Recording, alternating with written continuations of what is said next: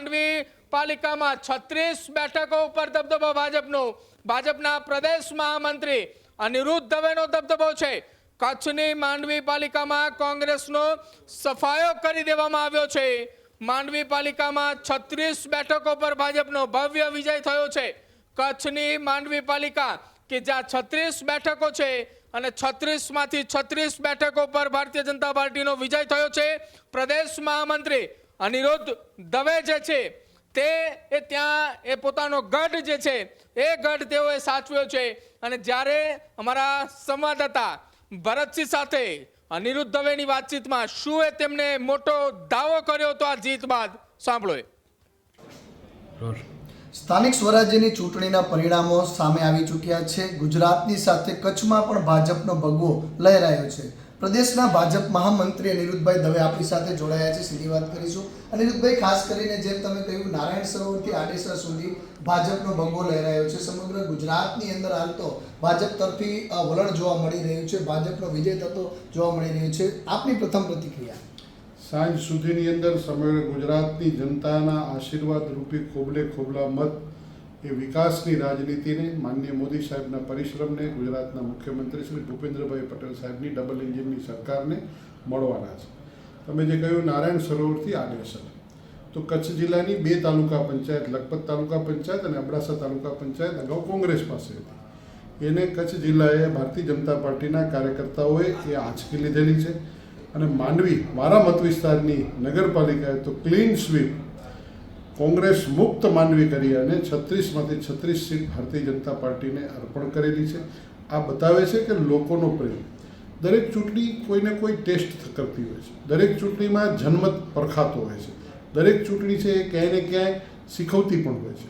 આ દ્રષ્ટિએ સમગ્ર ગુજરાતમાં જ્યારે ચૂંટણીઓ ડિક્લેર થઈ, ફોર્મો ભરાયા, ત્યારે 700 સીટોથી વધારે ગુજરાતના લોકોએ ભારતીય જનતા પાર્ટીને બિનહરીફ આપી દીધી। એ પૈકી હવે જ્યારે ચૂંટણીઓ થઈ, એક્ઝેક્ટ પોલ થયું, એક્ઝેક્ટ વોટિંગ થયું, એક્ઝેક્ટ ગણતરીઓ થઈ, તો એમાં પણ તમે જોઈ રહ્યા છો કે અત્યાર સુધીના તમામ પરિણામો ભારતીય જનતા પાર્ટીના તરફેણમાં ગયા છે। અને સાંજે 5 વાગ્યા સુધીમાં લગભગ બધું જ કાઉન્ટિંગ પૂર્ણ થઈ જશે। એટલે 6 વાગ્યા સુધીમાં સમગ્ર ગુજરાતની અંદર ભારતીય જનતા પાર્ટીનો ભગવો લહેરાશે। એના માટે ગુજરાતની જનતાનો ખૂબ ખૂબ આભાર, માનનીય મોદી સાહેબ અને માનનીય ભૂપેન્દ્રભાઈ પટેલ સાહેબનો આભાર, અને કાર્યકર્તાઓએ ધૂમ ધકતા તાપમાં માનનીય જગદીશભાઈ વિશ્વકર્માના માર્ગદર્શન નીચે જે કામ કર્યું છે એ કાર્યકર્તાઓનો પણ હું આભાર માનું છું। અનિરુદ્ધભાઈ, ખાસ કરીને આ ચૂંટણીની અંદર એક તો જે આમ આદમી પાર્ટી કે કોંગ્રેસ તરફથી અનેક દાવાઓ કરવામાં આવ્યા હતા કે આટલી બેઠકો જીતશું, અને જેમાં ખાસ કરીને તમે માંડવી કહ્યું ને મોરબી મહાનગરપાલિકામાં પણ સ્પષ્ટપણે ભાજપની બહુમતી આવી છે, એને તમે કેવી રીતે જુઓ છો? હું એ જ કહી રહ્યો છું કે જે દાવાઓ, આક્ષેપો, આ બધા એનાર્કિસ્ટ છે, અંધાધૂંધી ફેલાવનાર છે। થોડા દિવસો પહેલાં પેટ્રોલ નહીં મળે, ડીઝલ નહીં મળે, ગેસ નહીં મળે, આવું બધું કરીને અંધાધૂંધી ફેલાવી દીધી હતી। માનનીય મોદી સાહેબે બધું જ સરખું કરી દીધું ને આજે લોકો બધા આશ્વસ્તપણે પોતાનું જીવન જીવી રહ્યા। આ લોકો માત્ર ભ્રમ ફેલાવવામાં માને છે, એને પ્રજા ઓળખી ગઈ છે।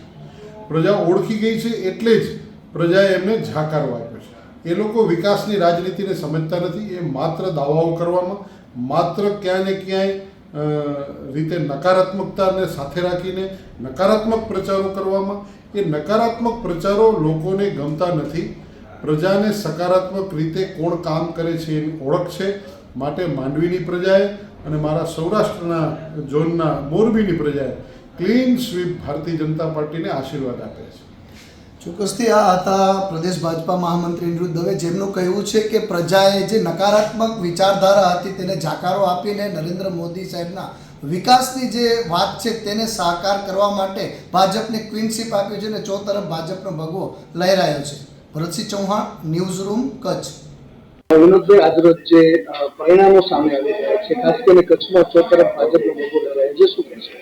ખૂબ આનંદ છે કે કચ્છની અંદર સ્થાનિક સ્વરાજ્યની ચૂંટણીઓમાં ભારતીય જનતા પાર્ટીનો એક ઐતિહાસિક જલવંત વિજય થયો છે। કારણ કે આ દેશના વડાપ્રધાન શ્રી નરેન્દ્ર મોદી સાહેબના નેતૃત્વમાં જેમ દેશનો વિકાસ થઈ રહ્યો છે, એમ કચ્છની અંદર પણ એમના નેતૃત્વમાં જ્યારે મુખ્યમંત્રી હતા અને આજે દેશના વડાપ્રધાન બન્યા પછી કચ્છ પ્રત્યે એમનો હંમેશા પ્રેમ રહ્યો છે, એમની વિકાસની દ્રષ્ટિ રહી છે। અને કચ્છની જનતા જાણે છે કે છેલ્લા અનેક વર્ષોથી ભારતીય જનતા પાર્ટી દ્વારા અનેક વિકાસના કામો થયા છે, જેનું પરિણામ આજે કચ્છની અંદર પણ જોવા મળે છે. 6 ધારાસભ્યો ભારતીય જનતા પાર્ટીના છે. ત્રીજી ટર્મ કચ્છની જનતાએ મને નેતૃત્વ કરવાનો અવસર મને આપ્યો અને આ વખતે અમારી ગાંધીધામ મહાનગરપાલિકા, અમારી જિલ્લા પંચાયત, 9 તાલુકા પંચાયતો અને 5 નગરપાલિકાઓની અંદર પણ ભારતીય જનતા પાર્ટીનો જ્યારે વિજય થયો છે ત્યારે હું કચ્છની જનતા અને મતદારોનો જેટલો પણ આભાર માનું એટલો છે ઓછો છે. અમારા સૌ આગેવાનો, પાર્ટીના અધ્યક્ષ શ્રી આદરણીય દેવજીભાઈ વર્ચન, અમારા સૌ ધારાસભ્યશ્રી અને અમારા મહામંત્રી શ્રી અનિરુદ્ધભાઈ, અન્ય ધારાસભ્યશ્રીઓ, અમારા મહામંત્રી જિલ્લાના અને અમારા કાર્યકર્તાઓ બુથ સુધીના, એમનો પણ હું આભાર માનું છું. કારણ કે એમની મહેનતથી આ પરિણામ આજે મળ્યું છે.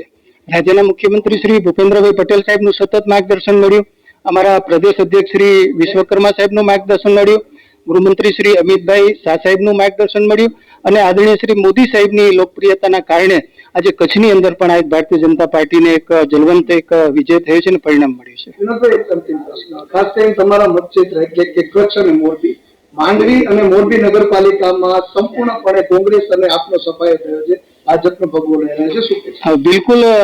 જેમ તમે કીધું, કચ્છ લોકસભા ક્ષેત્રની અંદર મારો મોરબી પણ પાર્ટ છે, એટલે હું મોરબીની જનતાનો આભાર માનું છું, એને અભિનંદન આપું છું, કાર્યકર્તાનો આભાર માનું છું, એને અભિનંદન. એક ઐતિહાસિક યુગ છે કે મોરબી મહાનગર બન્યા પછી મોરબીની જનતાએ જે છે કે આટલો મોટો ભરોસો ફરી એકવાર ભારતીય જનતા પાર્ટી ઉપર બતાવ્યો છે. અને એવી જ રીતે માંડવી એક ઐતિહાસિક અમારા માટે છે, કારણ કે દરેક ચૂંટણીમાં માંડવીની જનતા એક ઐતિહાસિક વિજય ભારતીય જનતા પાર્ટીને અપાવે છે અને આજે તો સંપૂર્ણ 100% વિજય અપાવ્યો છે, એટલે હું માંડવીની જનતાનો પણ આભાર માનું છું.